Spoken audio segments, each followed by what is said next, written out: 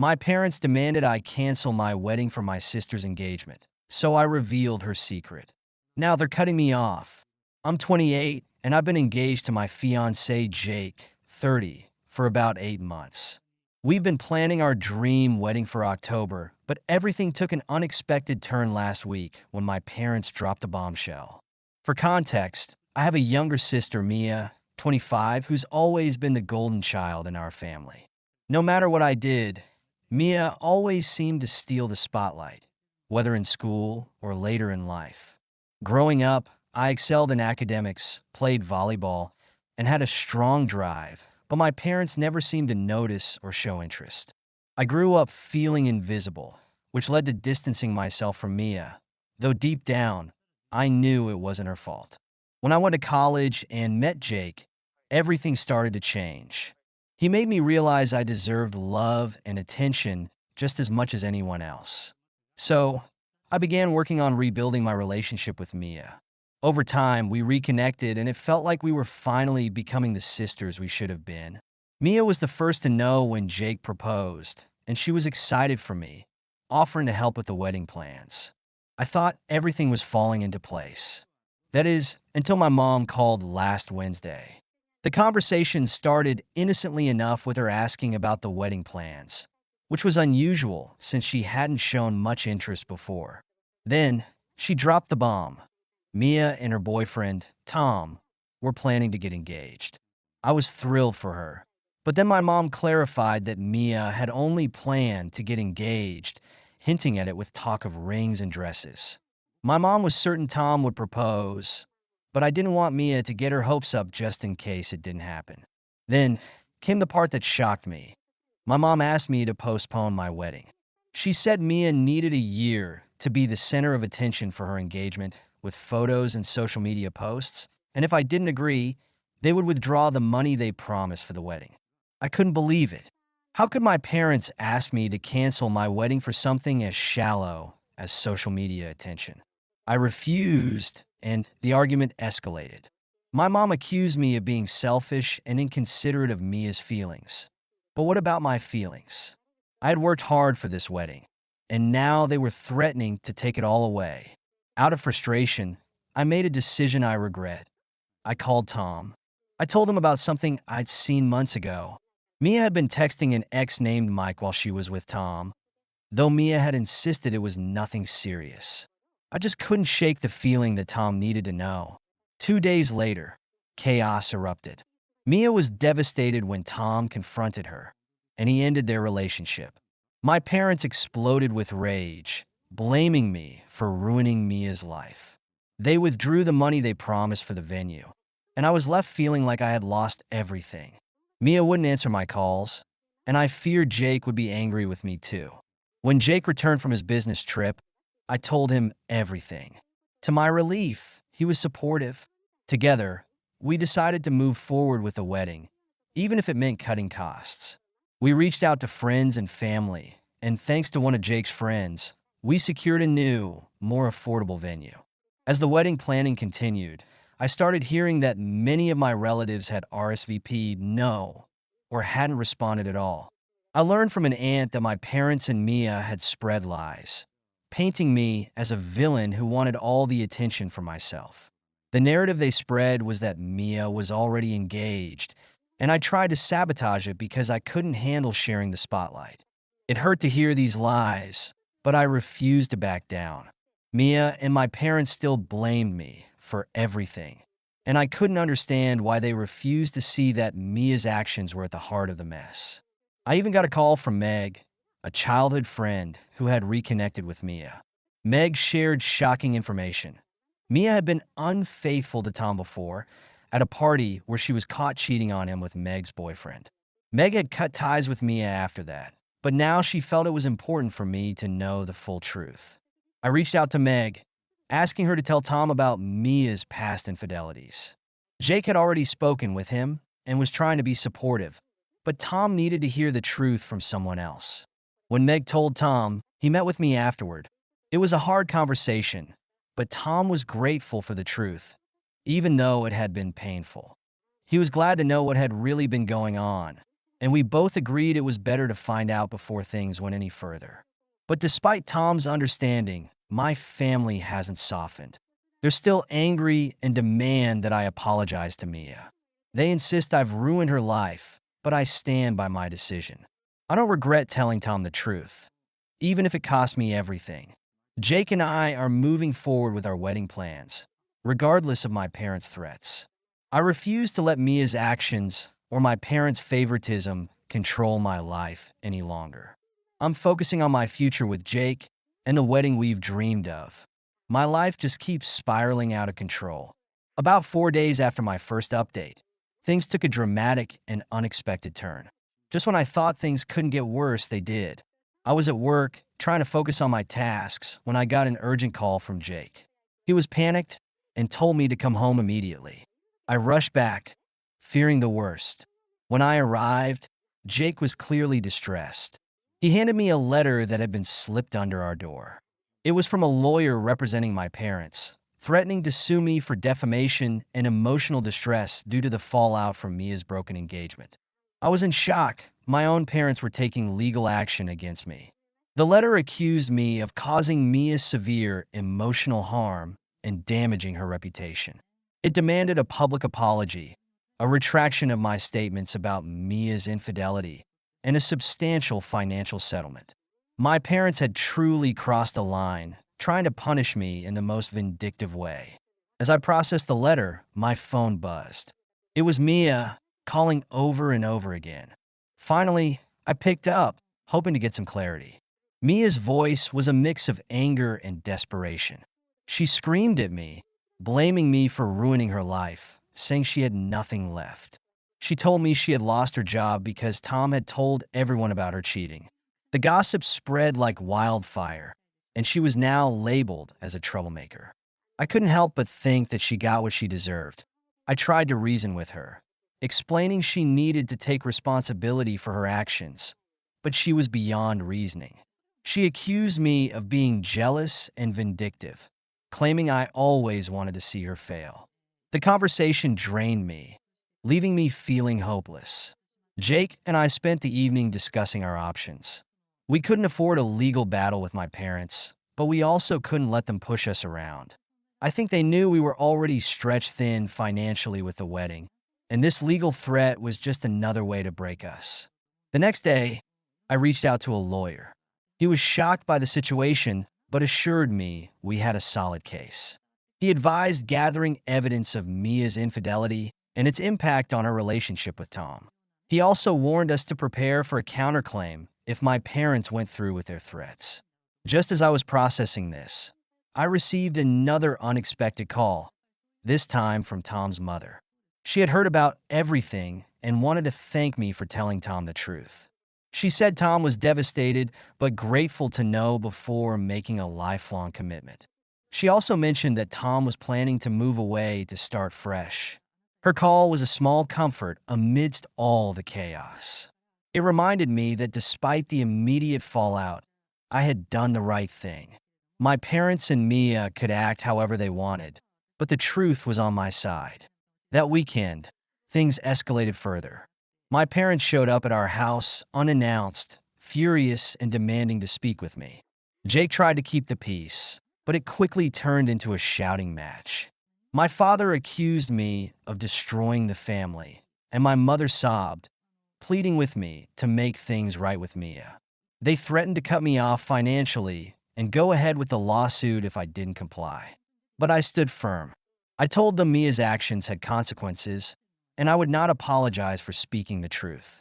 The confrontation ended with them storming out, vowing to proceed with their lawsuit. The next few days were a blur of legal consultations and emotional turmoil. Jake and I tried to focus on wedding plans, but the stress was overwhelming. We started getting messages from extended family, some offering support, others criticizing me. I hated involving Jake in all of this. He didn't deserve it, but I was so grateful for his unwavering support. In the midst of this chaos, I received a surprising message from Meg, my childhood friend, who had been the one to inform me about Mia's previous infidelity. She offered to provide a statement about what happened at her party, which could be crucial evidence if my parents decided to pursue legal action. With Meg's support and the evidence we were gathering, I felt a glimmer of hope.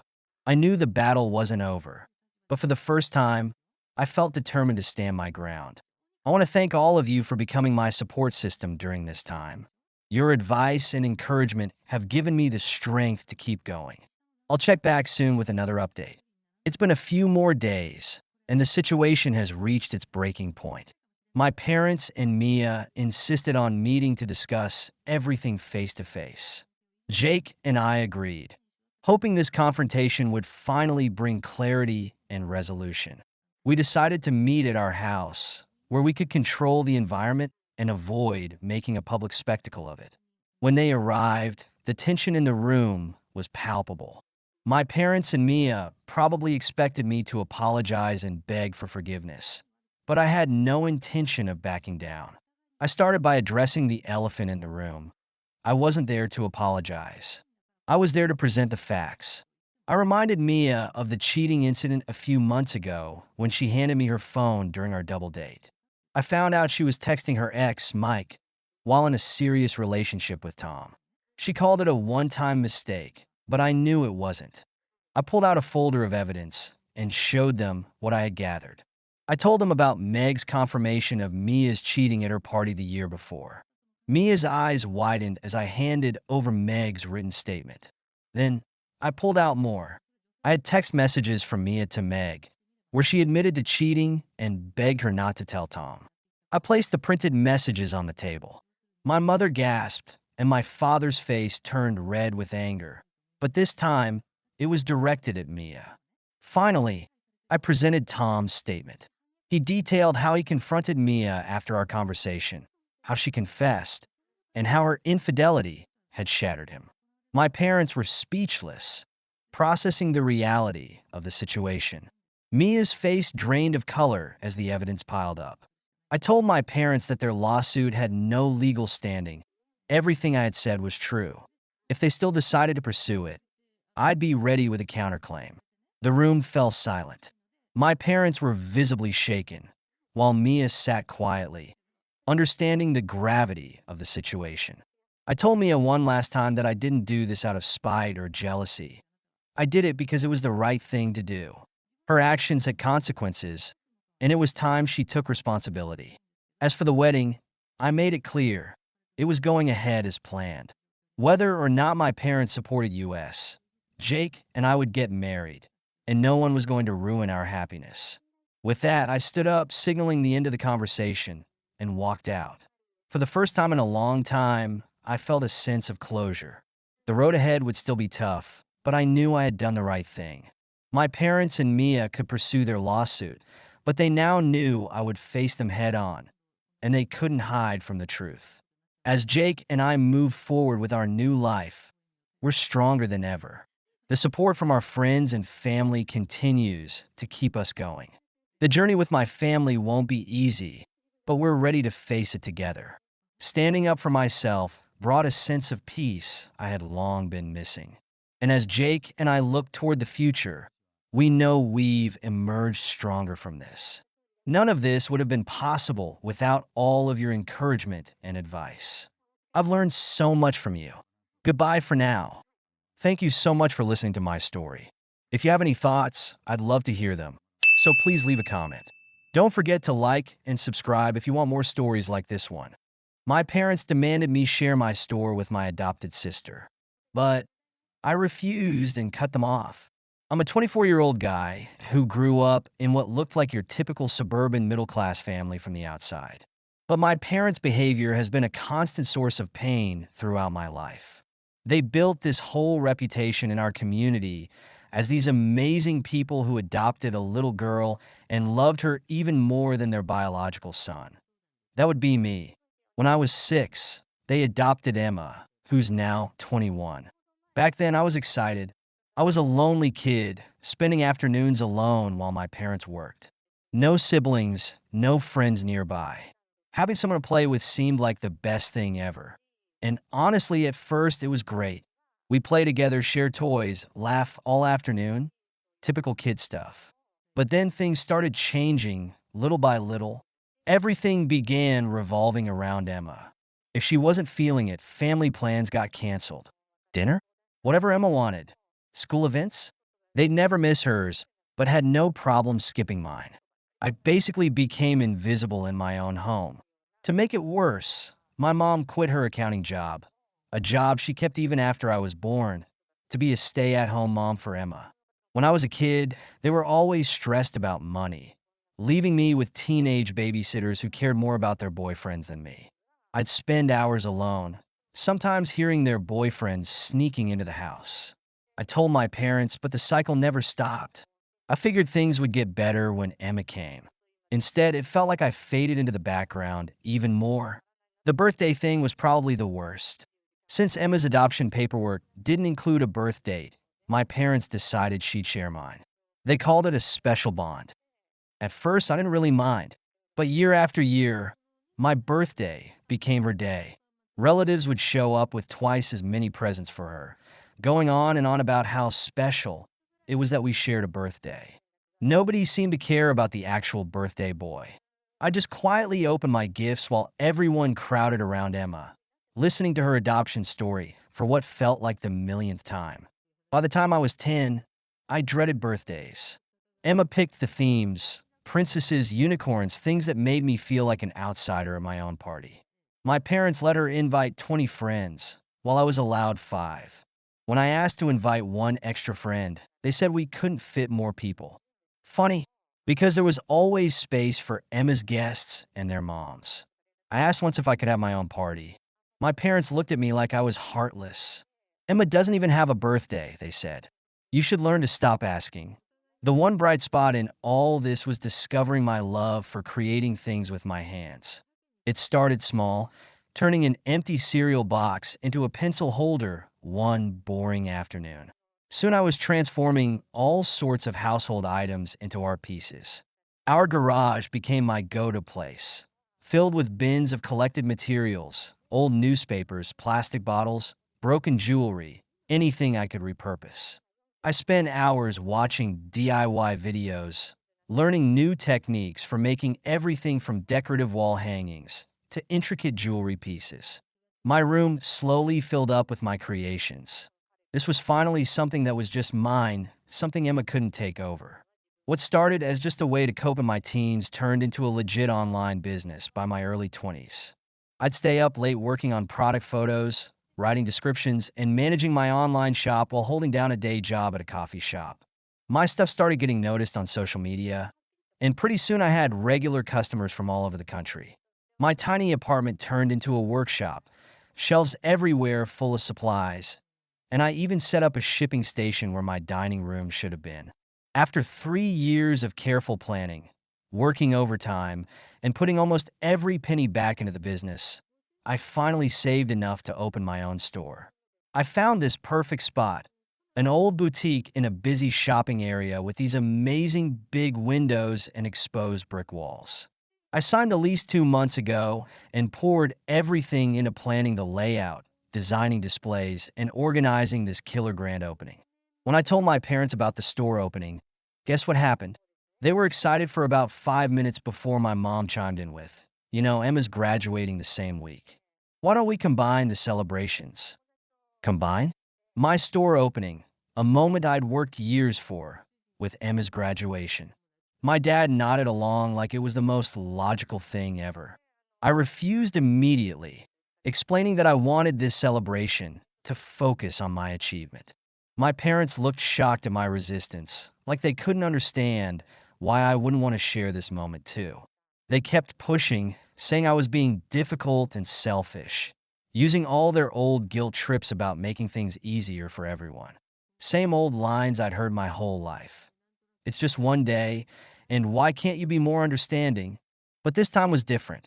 I'd built this business from scratch, staying up late filing orders, dealing with tough customers, teaching myself everything about running a company through trial and error. So I stood my ground. For the first time, their guilt trips didn't work. When they realized I wasn't backing down, they threatened not to come at all. And for the first time in my life, I told them that was their choice to make. Then someone gave me an interesting idea. go along with their plan, but use it to my advantage. So I told them I'd reconsidered and thought they were right about having one big celebration. Man, they were thrilled, probably thinking their guilt trips had worked again. I played along during all the planning meetings, nodding as they discussed decorations and food. Just like I expected, they took over everything. They contacted all our relatives and family friends, organized the catering, and booked an expensive venue, all centered around Emma's graduation theme. Every decision was made according to Emma's preferences, from the color scheme to the type of music that would be played. The invitation cards they sent out were the final confirmation that I'd made the right decision. They designed these fancy gold bordered cards with celebrating Emma's graduation in large, elegant letters across the top. My store announcement wasn't mentioned anywhere, not even in the small print at the bottom. At the party, I waited until right after all the speeches, but before they cut the cake. The bartender caught my eye and handed me a fresh glass of champagne. Everyone turned to look at me, probably expecting another speech about Emma. I'd worked with the venue staff earlier to set up my promotional materials while my parents were busy greeting guests. My announcement was short and sweet, no fancy language needed. I just announced that after years of building my online business, I was opening my first physical store next month. Within minutes, people were crowding around me, asking about the store location, what products I carry, and what kind of friends and family discounts I'd offer. My aunt, who just finished gushing about Emma's grades, was now showing everyone pictures of my products on her phone. Emma vanished from her own graduation party right after her champagne toast fell flat, with barely anyone paying attention to her practice speech about her amazing college journey. Once the last relative drove away and the catering staff began cleaning up, my mom finally let her facade crack. She cornered me. The same woman who had spent years teaching me to share the spotlight was now accusing me of ruining her precious daughter's graduation celebration. I explained my position calmly, pointing out that this joint celebration was their idea, not mine, and that I had simply made an announcement about my business as planned. My father's reaction revealed just how deeply their favoritism ran. Instead of acknowledging their years of unequal treatment, he immediately jumped to accusing me of jealousy. I finally said what I'd been holding back for 20 years. I laid out every birthday, every celebration, every moment that had been hijacked and transformed into Emma's special time. For once, I wasn't asking for understanding or approval. I was simply stating facts about their pattern of behavior. My parents fell back on their usual defense strategy, recycling the same excuses they'd used throughout our childhood. Once again, they brought up Emma's abandonment, her difficult start in life, and how she needed extra support because she didn't know her biological family. These were the same justifications I'd heard at every birthday, every school event, and every family gathering where my needs had been pushed aside. But this time, their words didn't make me feel guilty. I'd spent years processing these feelings with my therapist, understanding that their behavior wasn't about Emma's needs. It was about their need to be seen as saviors. What none of us realized was that Emma had returned to the venue and was standing in the doorway during our confrontation. She burst into the room, mascara running down her face, putting on the emotional display that had always worked so well in the past. Her accusations, claiming that I had always hated her, that I was jealous of her place in the family. The reality was that I'd spent my childhood trying to be the perfect big brother, giving up my space and my celebrations while being told it was never enough. Now she was acting like she'd been the victim of my resentment rather than the beneficiary of our parents' constant favoritism. The days following the party showed just how deeply entrenched my parents' favoritism was. Instead of acknowledging how their actions had contributed to the situation, they focused entirely on Emma's hurt feelings. They called me repeatedly, demanding not just an apology, but suggesting I should finance a vacation for Emma to help her recover from the stress. The absurdity of their request was stunning. They wanted me to spend thousands of dollars to compensate Emma because people had shown genuine interest in my business achievement instead of her graduation. Their solution to Emma feeling overshadowed at one party was to demand I hand over my hard-earned money to fund her holiday. My response to their demands was simple. I walked away. I'd moved out at 21, using my early online business profits to rent a small apartment across town. Since then, our relationship has been pretty surface level: birthday messages, major life updates, occasional family gatherings. But there's no real connection anymore. Then, right before my store opening, they showed up at my place uninvited. At first, they acted casual, asking about store preparations while sitting awkwardly on my couch. Then they dropped their real reason for visiting. They wanted me to hire Emma as the store manager. Their reasoning? She has a degree, so she shouldn't have to job hunt. My dad actually said her main qualifications were that she was smart, had a generic business degree, and was pretty, as if looks had anything to do with running a retail business. They even wanted her to cut the ribbon at the opening to make up for feeling overshadowed at her graduation party. Of course, I said no. They reacted exactly how you'd expect. First came the guilt trips, then accusations of being selfish, and finally the threats. My mom delivered their ultimatum with the same certainty she used when forcing me to share my birthdays. Either I gave Emma what she wanted, or they wouldn't come to the store opening. Emma had this smug look on her face during the whole thing, like she just knew I'd cave like I always had before. Instead, I did something that shocked all of them. I just said okay, and told them not to come at all. The look on their faces was priceless. The store opening ended up being amazing. Friends, customers, and extended family all showed up to support me. My parents didn't come, and honestly, for the first time, I didn't care. Their silent treatment used to hurt, but now it just feels peaceful. It's been a few months now, and the business is doing great. My parents still don't get why their guilt trips don't work on me anymore. But I've finally learned something important. I don't need their approval. I don't need to share my achievements. This life I've built, it's mine, and I did it on my own terms. You know what's funny? The day I stopped trying to get their approval was the day I finally felt free. Sure, they still try their old tricks sometimes, the guilt trips, the silent treatment, the family-first speeches. But now I see them for what they are: attempts to control me that only worked because I let them. Looking back, building my business wasn't just about making art or running a store. It was about building myself, finding out who I am outside of being Emma's brother or the kid who needs to share. Every piece I create, every sale I make, every decision I take for my store, they're all mine. And that's worth more than any approval my parents could give me. Thank you so much for listening to my story. If you have any thoughts, I'd love to hear them. So please leave a comment. Don't forget to like and subscribe if you want more stories like this one. My parents kicked me out over my sister's missing bracelet. Year later, I got the family inheritance. They suddenly wanted to make amends. I'm 25. Growing up in our middle-class suburban home, we looked like the perfect family from the outside: mom, dad, and 2 daughters living the American dream. But beneath that picture-perfect facade lay a reality only those closest to us could see: my parents' clear favoritism toward my younger sister Emma. It wasn't always this way. In our early years, both Emma and I basked equally in our parents' love and attention. We took the same piano lessons, art classes, and gymnastics. Our achievements were celebrated equally, and their pride in us felt genuine and unconditional. But everything changed when I hit 6th grade. One bad test score, not even an important one, was all it took to shift my parents' perception of me. Suddenly, my mother's proud smile became reserved for Emma's perfect grades, while my accomplishments were met with obligatory nods. The change was subtle at first, but impossible to ignore as time went on. Every mistake I made, no matter how minor, became a mark against my character. Meanwhile, Emma's missteps were brushed off with understanding. She's just having an off day.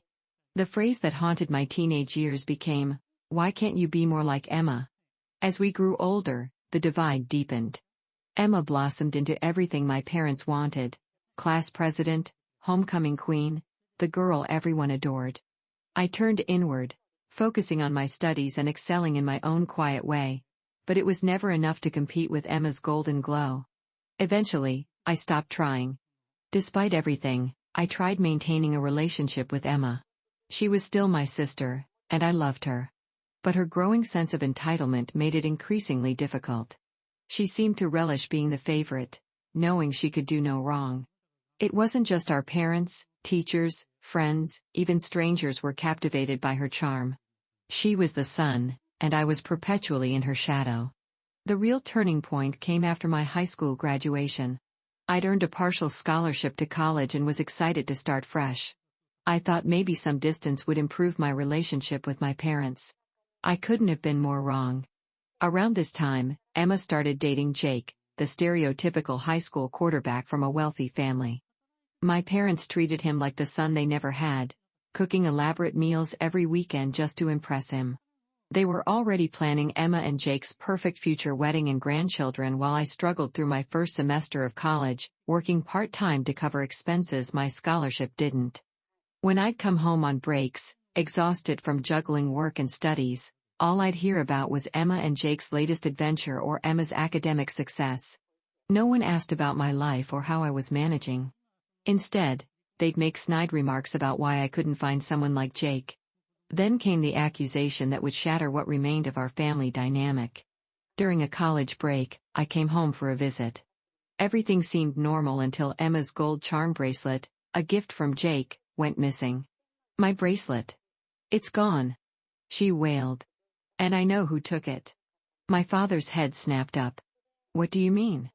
I saw her looking at it yesterday, Emma pointed at me, her voice trembling. She's always been jealous of my things. That's ridiculous, I protested, feeling my face flush. I didn't touch your bracelet.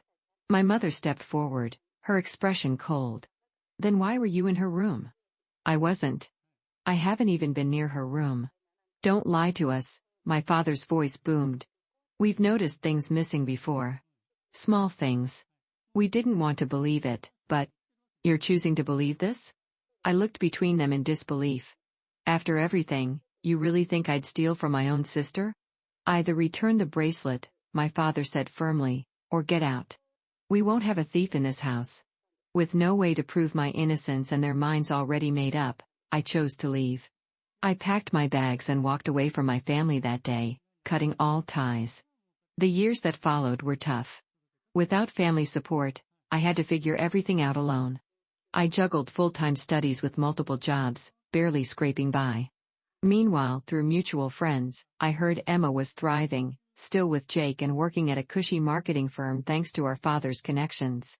They remained the perfect family, minus one black sheep. 5 years passed before I heard from them again. During that time, my only family contact was my grandmother, who occasionally sent birthday cards and checked in via text.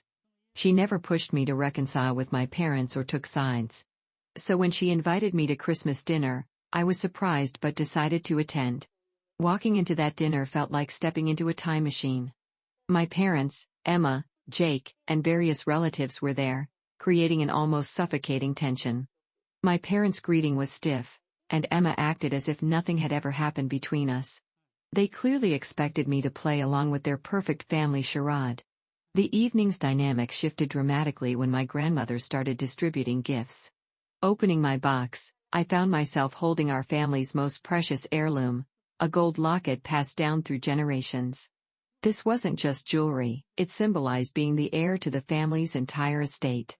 My grandmother had bypassed my father and Emma to give it directly to me. I watched my parents' faces pale as they realized the implications. Emma, the eternal golden child, sat in stunned silence. My parents quickly shifted gears, plastering on fake smiles and pulling me aside. Suddenly, they were apologetic, talking about Emma's upcoming wedding and the importance of family unity. Family? I knew better. This wasn't about reconciliation, it was about money. My father's tone carried a warning as he mentioned they were willing to forgive me for everything. They had somehow twisted the narrative to make themselves the wronged party.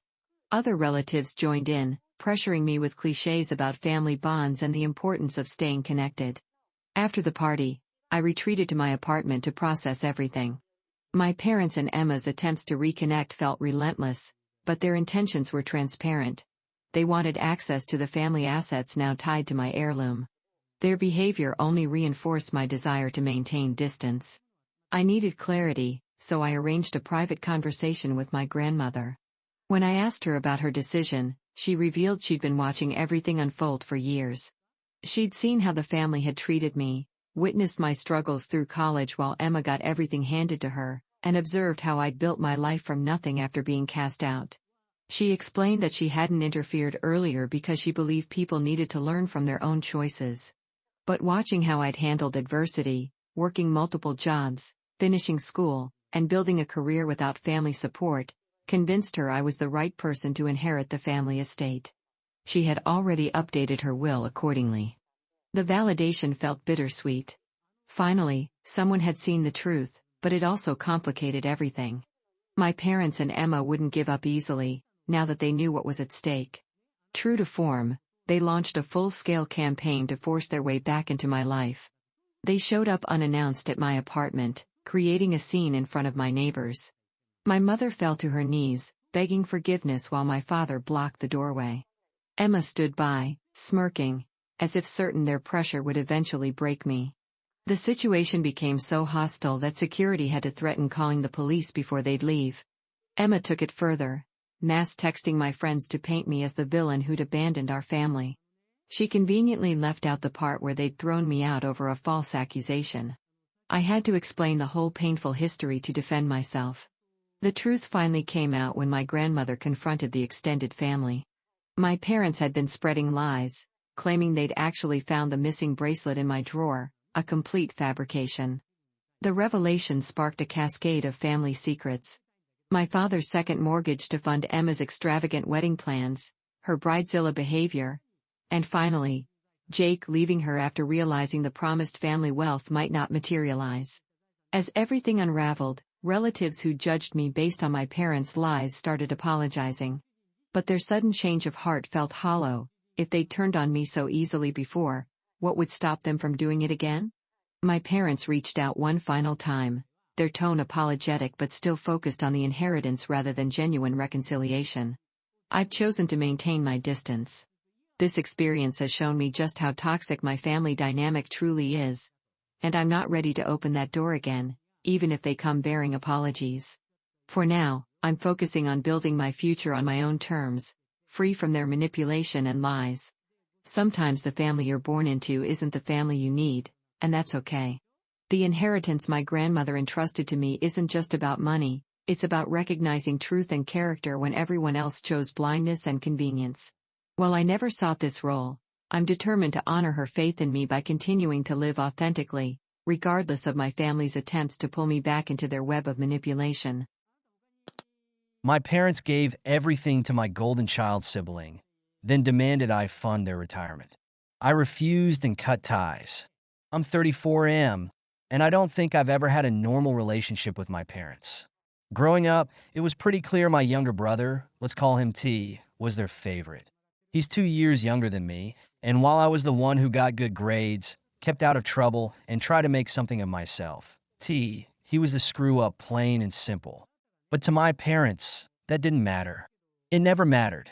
I was the responsible one, so they expected me to handle things, while T just skated through life with their full support.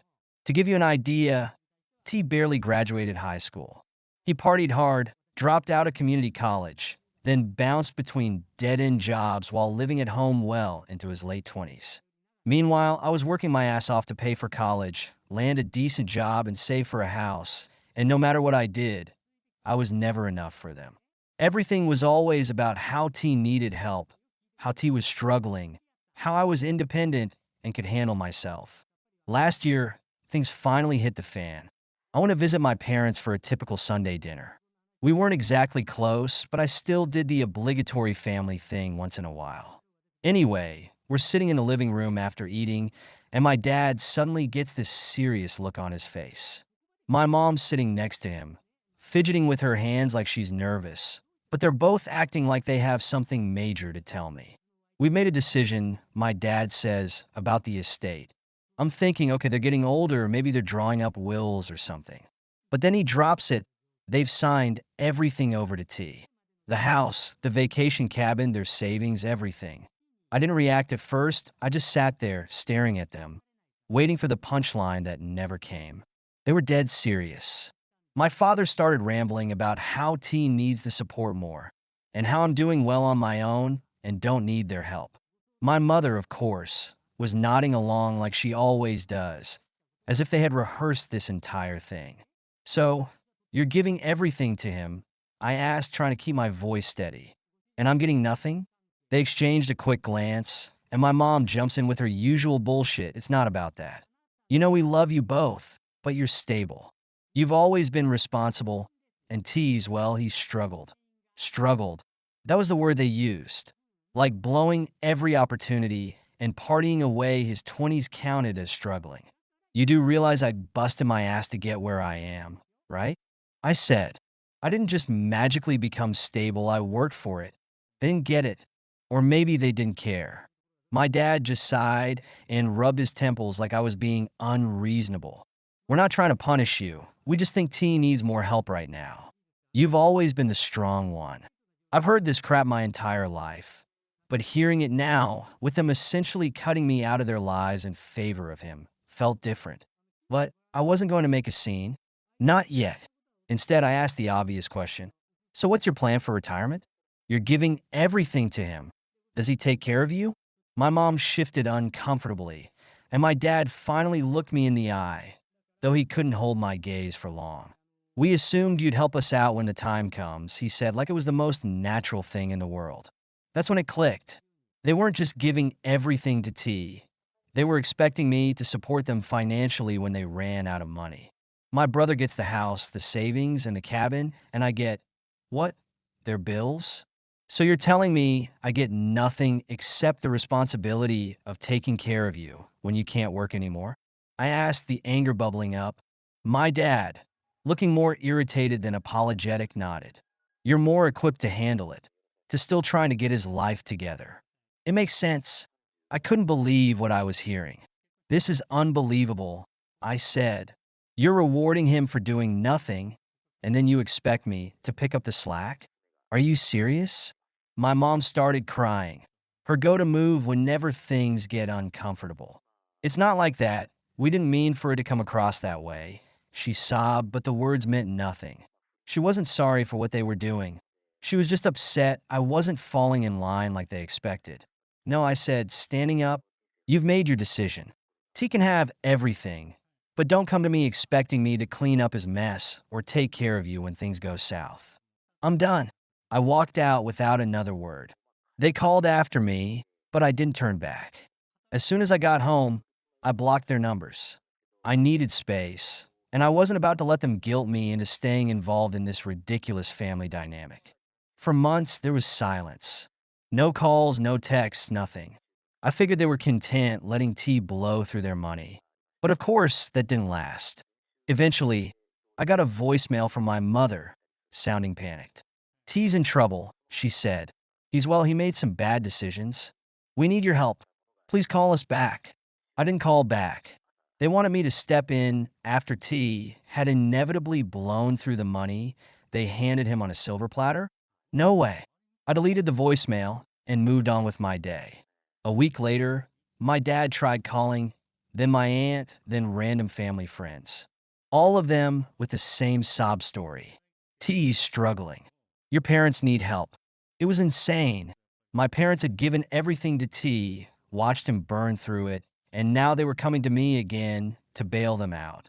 The entitlement was staggering. I finally answered one of my aunt's calls. She tried the whole family guilt trip, telling me it was my duty to help my parents, especially now that T had messed up. I wasn't having it. Let me get this straight, I said. They gave T everything, right? So he's their responsibility now, not me. She sputtered. But they didn't know T would blow through it all. They thought they were helping him. You can't just leave them in the lurch. Why not? I asked, my voice steady. They made their choice. I'm not cleaning up after them. I hung up after that. I was done with these people trying to drag me back into a mess that wasn't mine to fix. Then a few weeks later, I got a call from a lawyer. Apparently, my parents were trying to rewrite their will, this time to make me the executor of T's estate because, surprise, surprise, he couldn't handle it himself. The lawyer started rattling off some legal jargon about how I'd be responsible for managing their assets once they were gone, which of course included keeping an eye on T. I cut him off. No, I'm not interested. Tell them I'm out. There was a long pause on the other end of the line, like the lawyer wasn't used to hearing this kind of response. Are you sure? This is. I'm sure, I said. Tell them I want nothing to do with it. I hung up and blocked the lawyer's number, too. This was getting ridiculous. They were so determined to put everything in T's name, but the second he screwed it up, they turned to me to fix it. Not happening. The final confrontation came when my dad showed up at my house, unannounced. I hadn't spoken to them in months, and suddenly there he was, standing on my front porch like nothing had happened. We need to talk, he said, looking serious but not apologetic. I crossed my arms. There's nothing to talk about. You're being selfish, he said, his tone hardening. You're just going to let your brother fail? Let us suffer? What kind of son does that? I felt the anger rising again, but I kept my voice calm.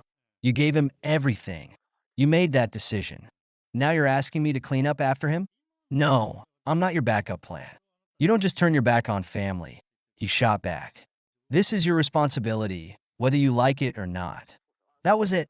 I was done with the guilt trips, the manipulation, the endless cycle of them expecting me to pick up the pieces. No, I said firmly, it's your responsibility. You gave everything to T, so you deal with him. I'm not your safety net. He looked furious, but there was nothing left to say.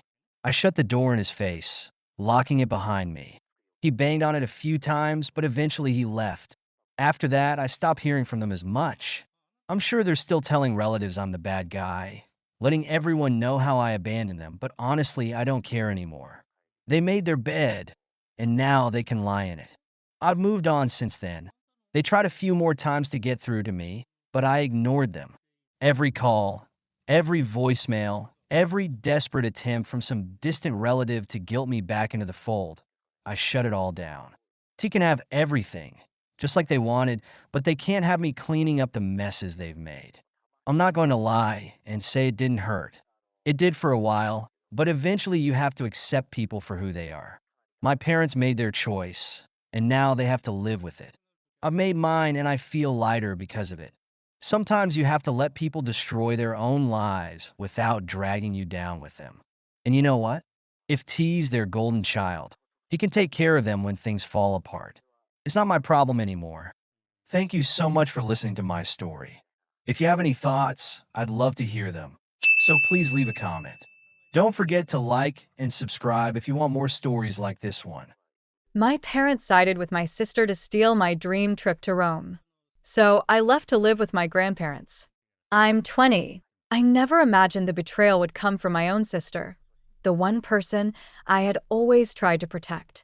My parents, too, played their part, leaving me in a position I never thought I'd be in, devastated, humiliated, and questioning everything I thought I knew about my family. My 18th birthday. The day everything changed.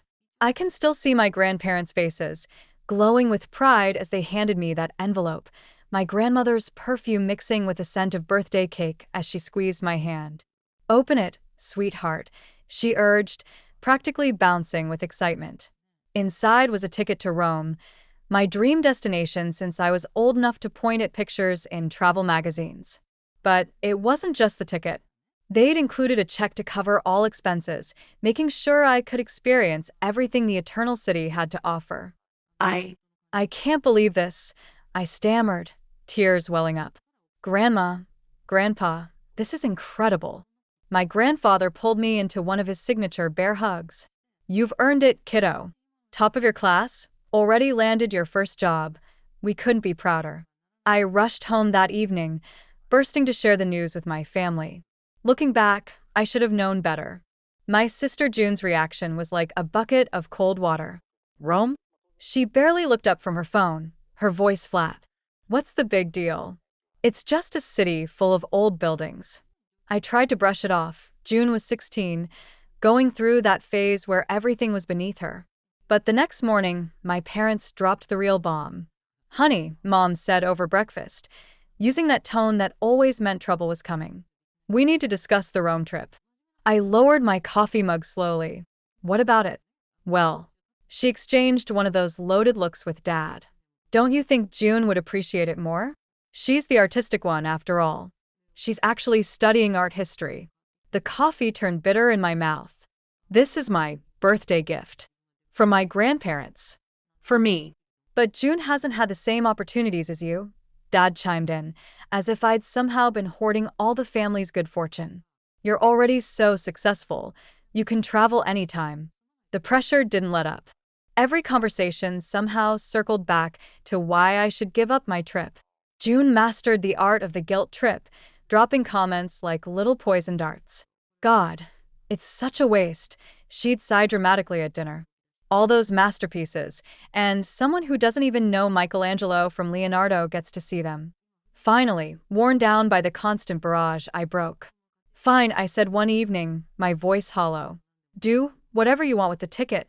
The speed with which they jumped into action was almost impressive. Within days, they'd arranged everything for June.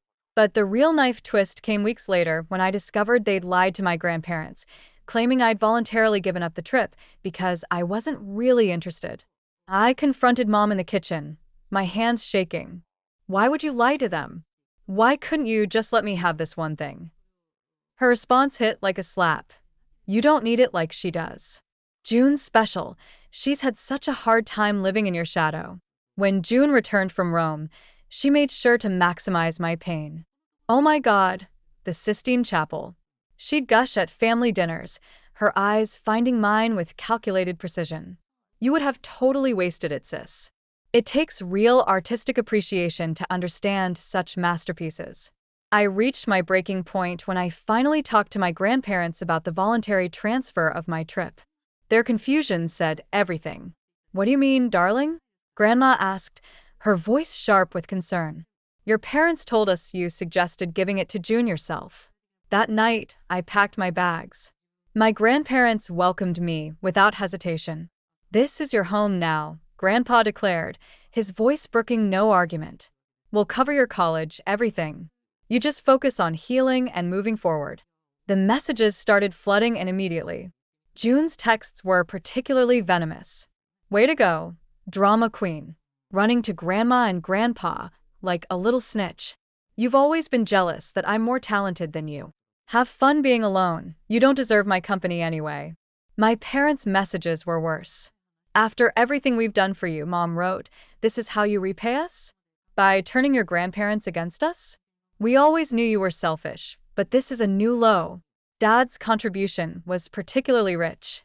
We've wasted years trying to make you a better person. Clearly, we failed. Don't bother coming back. We're happy to be rid of you. The situation took an almost comedic turn when my parents showed up at my grandparents' house 2 weeks later, clutching a spreadsheet like it was evidence in a court case. We've calculated exactly what we've spent raising her, Dad announced, not even looking at me. Food, clothing, education, it comes to approximately $10,000.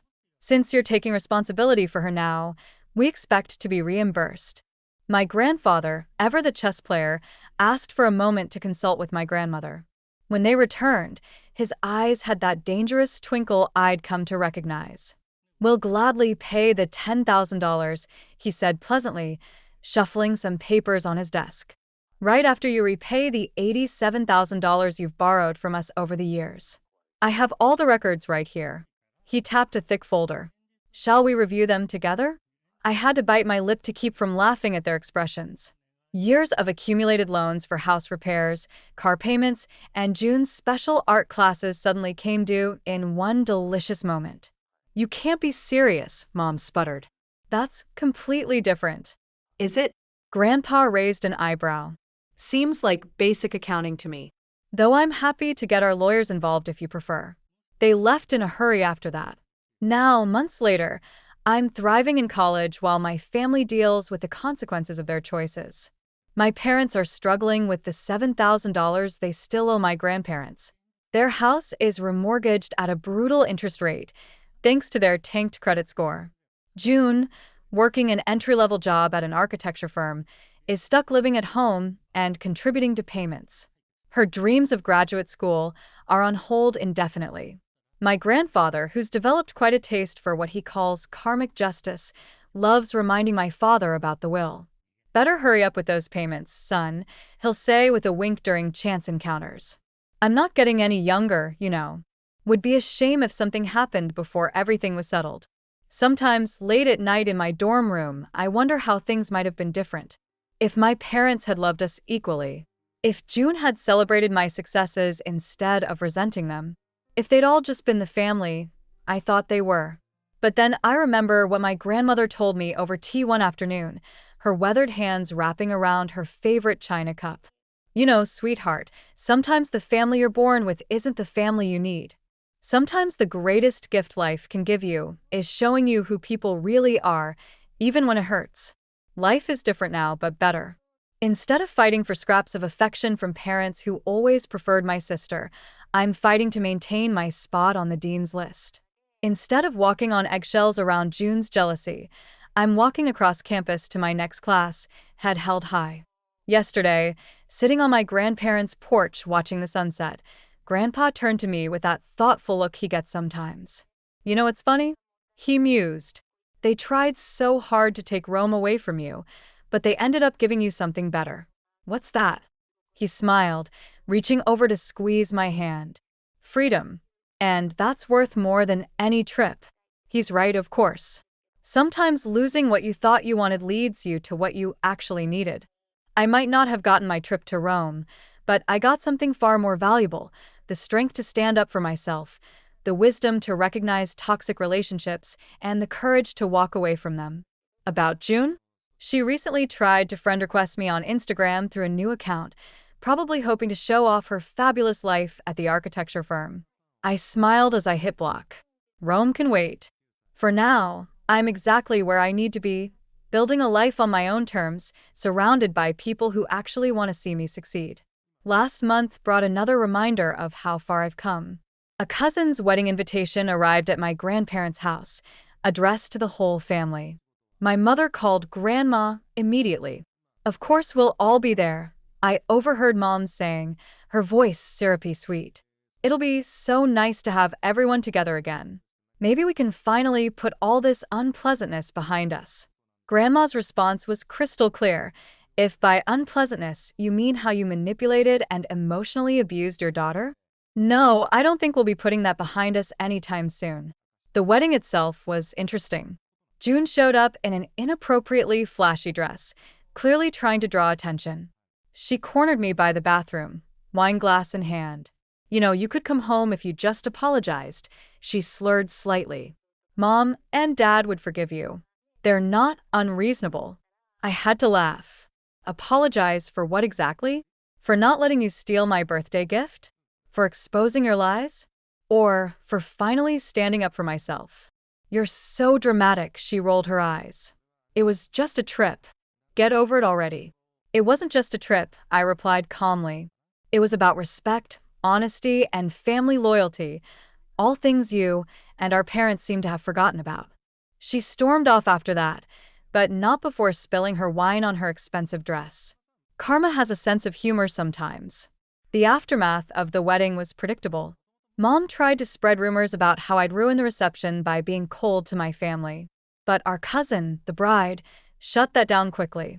Actually, she posted publicly on Facebook. The only drama was June getting drunk and trying to start fights. That post got quite a few likes from family members who'd witnessed everything. It's funny how truth has a way of coming out. These days, I'm focused on my future. I've got an internship lined up for the summer at a prestigious firm, and my grades are strong enough that graduate school is looking like a real possibility. My grandparents beam with pride at every small achievement, showing what real family support looks like. Just yesterday, Grandma surprised me with a small gift, a beautiful journal with a picture of the Colosseum on the cover. For planning your future trip to Rome, she winked. When you're ready, on your own terms. I hugged her tight, grateful beyond words for having these amazing people in my corner. Life has taught me that while blood may be thicker than water, love and respect are thicker than both. So yes, Rome can wait. I'm building something far more valuable right now, a life founded on self-respect, surrounded by genuine love and support. And honestly, that's the greatest gift I could have asked for. My parents kicked me out for following my dreams. Years later, I secretly became their landlord and tripled the rent. I'm 28 now, working in IT just like I always dreamed. But 6 years ago, I was just another kid stocking shelves at the grocery store while trying to get through college. And of course, I wasn't studying what I wanted. I was majoring in business because that's what my parents, Tom and Linda, had decided was best for me. According to them, business meant money, and money meant success. That was my parents in a nutshell. They micromanaged every single aspect of my life, from what I studied to how I spent my weekends. Nothing was ever really my choice. They had this perfect vision of who I should be, and God forbid I tried to be anything else. Thursday night dinners were the worst. There I'd be, choking down Mom's cardboard dry meatloaf, dreading the interrogation I knew was coming. This one Thursday night, Dad couldn't even wait for me to finish my first bite.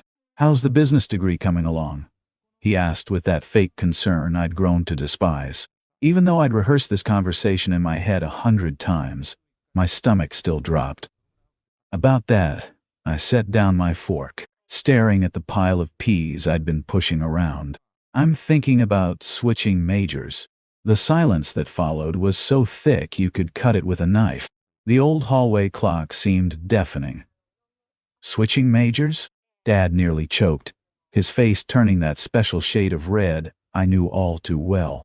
"Yeah, to computer science," I managed, trying to keep my voice steady. It felt like I was facing a firing squad. Before I could explain further, Mom jumped in with her trademark condescending smile. "Jake, honey, thinking things through has never been your strong suit." She laughed, but we all knew it wasn't a joke. I sat there, swallowing my anger. I wanted to tell them how wrong they were, but I knew better. It would just lead to another lecture about responsibility and growing up. Dad slammed his fork down hard enough to make the plates jump. "Computer science? Are you out of your mind? Business is where the real money is. That little hobby of yours is going to wreck your future." It's not just a hobby, Dad," I shot back. "I'm good at it, and I actually enjoy it." "You think?" he scoffed. "Jake, passion doesn't pay the bills. You need to think about your future, instead of chasing whatever shiny object catches your eye this week." Mom nodded along, tag-teaming me like always. "Sweetie, you need to grow up. Stop playing games with your future." They didn't give a damn about what I wanted. To them, I was just another project, and any deviation from their master plan meant I was screwing everything up. The thought that maybe, just maybe, I knew what was best for me never crossed their minds. After dinner, I stormed up to my room and collapsed on my bed, feeling like my chest was in a vice grip. I pulled out my phone and called Ashley, the only person who really got what I was dealing with. "How'd it go?" she asked, though we both knew the answer. "Total disaster," I muttered, rubbing my eyes. "You'd think I'd announced I was joining a cult or something." She sighed. "Jake, you've got to stand up for yourself. This is your life, not theirs." "Yeah, but they're still my parents. It's complicated." "I get it," she said softly, "but you're 22. Either you take control of your life, or they'll keep running it for you." As I lay there staring at my ceiling, her words hit home. It was time to grow a backbone. The next morning, equal parts terrified and determined, I decided to lay it all out. My heart was pounding as I walked downstairs and found them watching TV in the living room. "Mom, Dad, we need to talk." My voice shook, but held firm. Dad muted the TV, and they both looked at me like they knew what was coming. They weren't wrong. "I'm switching to computer science." Dad's face darkened. "No, you're not." But this time, I stood my ground. "Yes, I am. I'm an adult. And this is my decision." I'd hoped they might finally get it, but Mom stood up, arms crossed. "Well, if you're such an adult, you can support yourself," she said, ice in her voice. "You've got 24 hours to pack up and get out." I stood there frozen, my brain struggling to process what I'd just heard. "What? You can't be serious." "Oh, we're dead serious," Dad snapped. "You want to make adult decisions? Fine, do it on your own." The walk back to my room is a blur, but I remember feeling gutted. like they'd been waiting for an excuse to throw me away. I was their kid, but they were treating me like yesterday's trash. With shaking hands, I called my best friend Mike. "Dude, they kicked me out," I said, voice cracking. "I'm screwed." Mike didn't miss a beat. "Pack your stuff, man. My couch is yours." Crashing at Mike's one-bedroom apartment wasn't exactly living the dream. The place reeked of stale pizza and dirty gym clothes, and his ancient couch creaked like it was about to collapse every time I moved. But I had a roof over my head, and a friend who had my back. That meant everything. Still, the place was cramped, and my mind wouldn't shut up at night. After finishing homework, I'd lie there replaying everything. The fear of being homeless gnawed at me constantly. My savings were disappearing fast, and I needed more hours at work, but I was already drowning trying to balance 2 jobs with classes. Then came the day that changed everything. I was coding during my break at the diner when this customer, Trevor, noticed what I was doing. He got curious, asked about my skills, and mentioned they had an entry-level IT position open at his company. My heart started racing when he handed me his business card. That night, I stayed up until 3 a.m. polishing my resume, and fired off that application like my life depended on it. When I got the call for an interview, I could hardly believe it.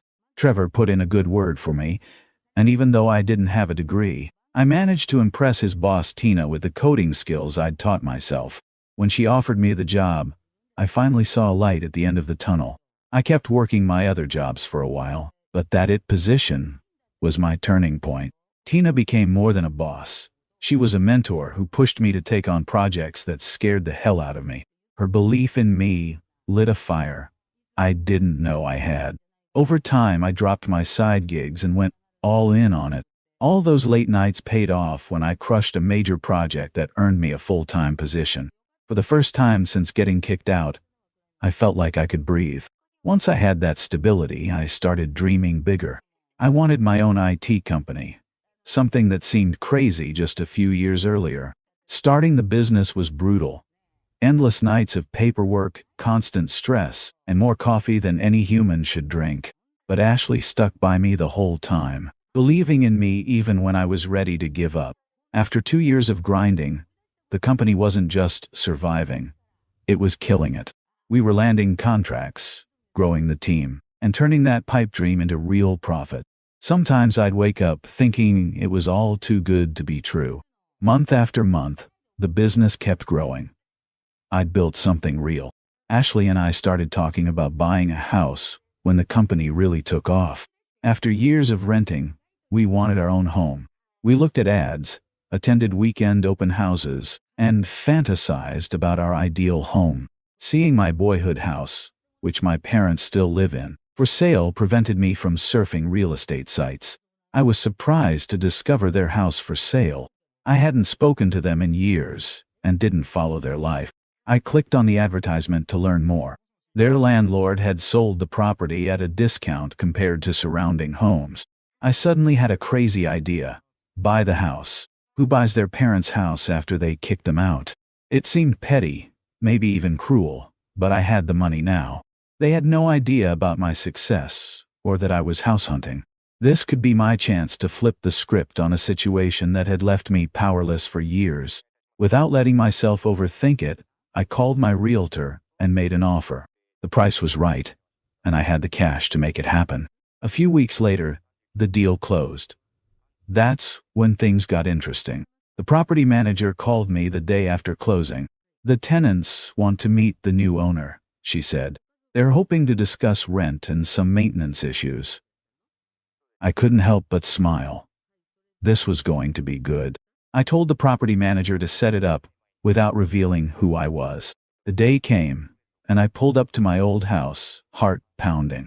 When Dad opened the door, he looked confused but didn't recognize me at first. Years had passed, and I wasn't the same scared kid who'd left with a duffel bag. "We're waiting for the landlord," he said stiffly. "That would be me," I replied, walking in like I owned the place. Because I did. He blinked several times, processing. "Wait. What?" "Yeah," I said, fighting back a smirk. I bought the place. Mom came in from the living room, face going pale. Jake, what are you doing here? I leaned against the wall, my wall now. I'm your new landlord. They stood there speechless, trying to wrap their heads around the fact that the son they'd thrown away now owned their home. I wasn't there to gloat, but damn if it didn't feel like karma. Let's talk business, I said, breaking the awkward silence. About the rent. They stared at me, completely unprepared. I'm tripling it, I said calmly. Dad's jaw dropped. Triple? You can't be serious. Dead serious, I replied. Property values have gone up. I need a reasonable return on my investment. Mom started shaking. Jake, please, you know we can't afford that. I shrugged. Not my problem. Pay the new rent or find somewhere else. Your choice. It was harsh, but I wasn't backing down. Years ago, they'd thrown me out without a second thought. Now, I was calling the shots.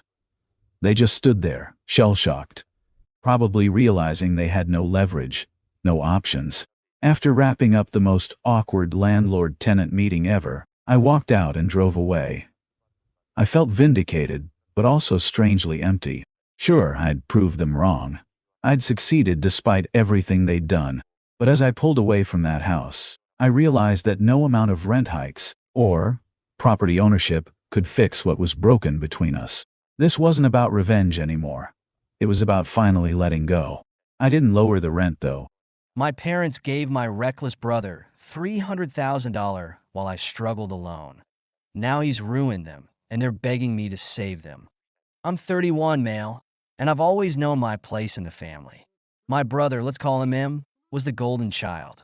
He was the star, the pride, the one who could do no wrong. Me? I was just the other kid. It was obvious from an early age. While I got good grades, stayed out of trouble, and worked hard, it was M who basked in the glow of my parents' attention. He was charismatic, loud, and had this magnetic energy that people gravitated toward. My parents adored him for it. But with that charm came irresponsibility.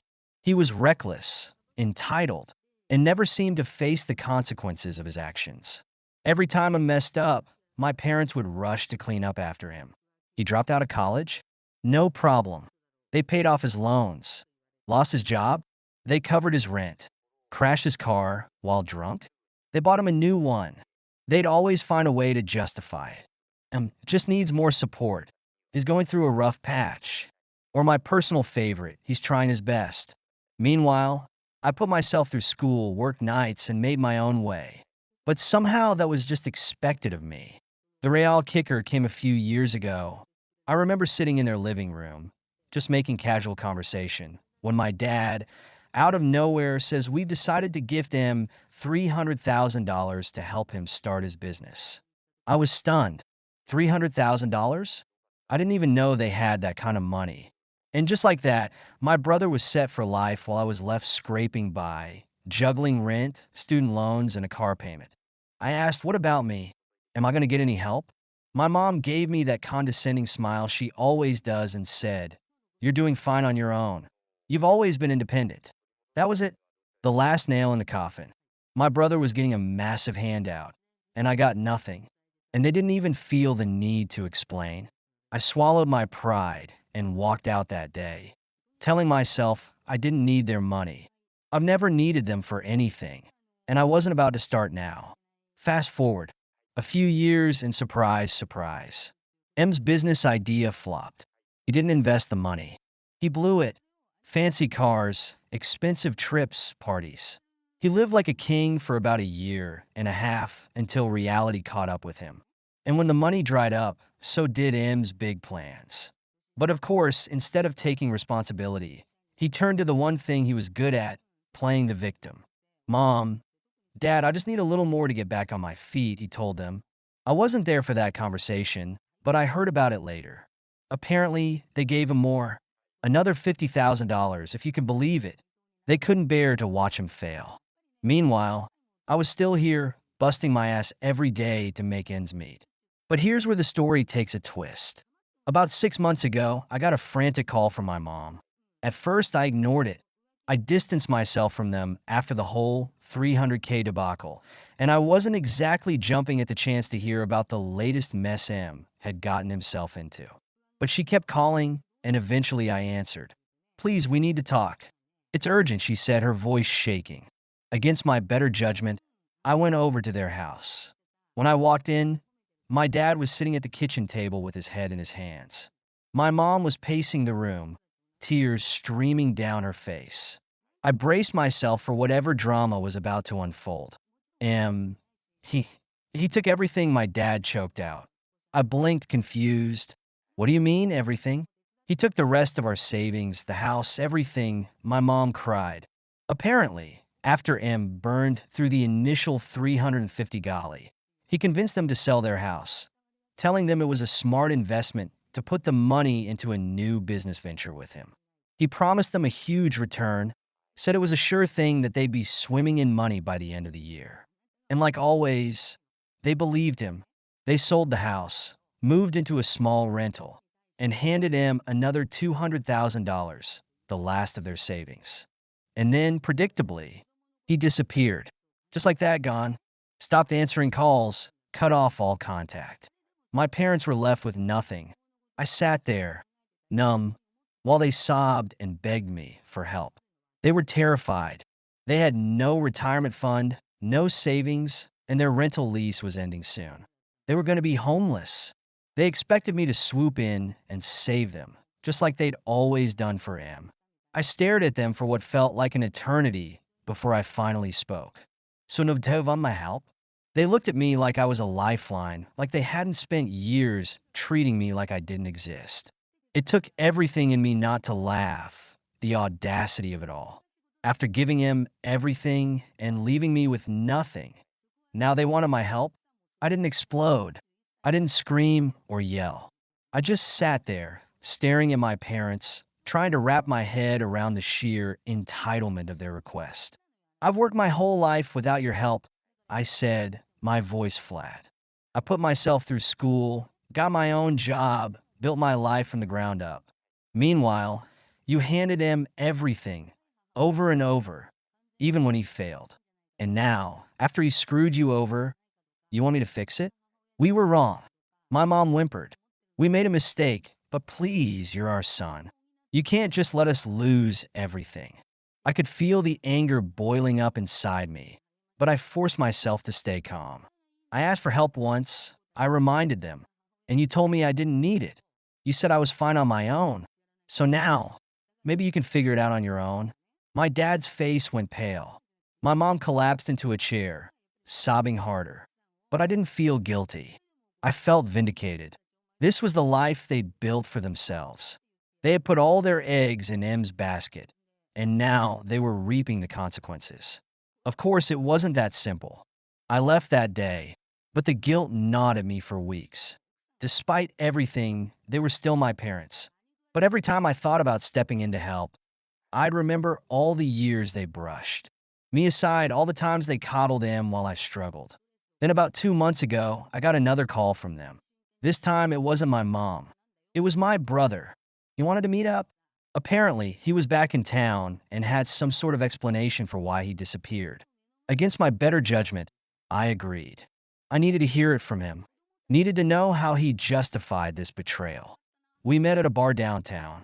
When he walked in, he looked like hell, like the partying, drinking, and bad decisions had finally caught up with him.